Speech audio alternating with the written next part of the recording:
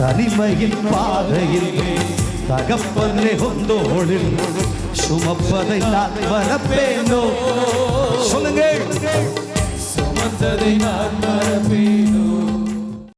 நினைச்சு கூட பார்க்கல, என் வாழ்க்கையில சிந்திக்கல, என் சாமர்த்தியத்தினால, என் புத்தியினால, என் பலனால எல்லாம் சாதிச்செல்லாம் நினைச்ச.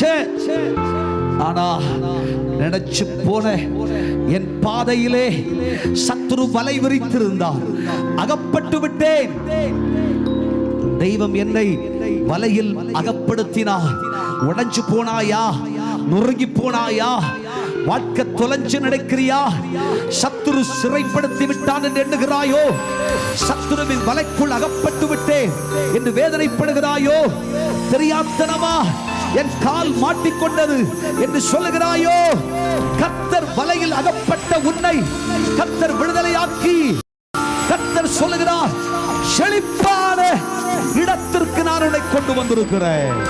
கைகளை தட்டி ஹல்லேலூயா.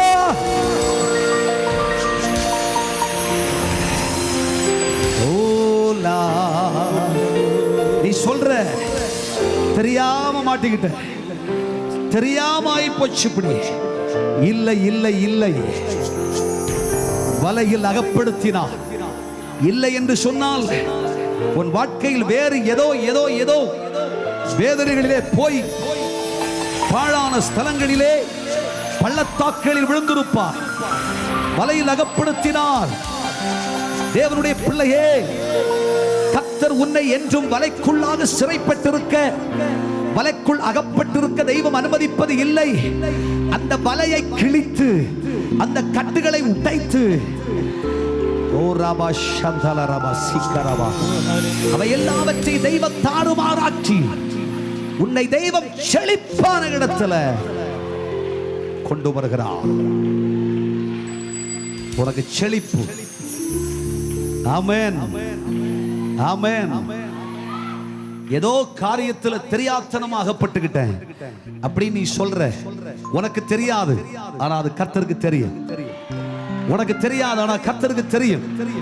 நீ என்றும் இந்த வலைக்குள் இருக்க மாட்டா. இந்த வலையை கிழிச்சு, இந்த வலையை அழிச்சு அப்பா உன்னை வெளியே கொண்டு வருகிறான். தனிமையின் பாதையில் தகப்பனே உந்தோளில் சுமப்பதை நான் மறப்பேனோ. சொல்லுங்க, சுமந்ததை நான் மறப்பேனோ.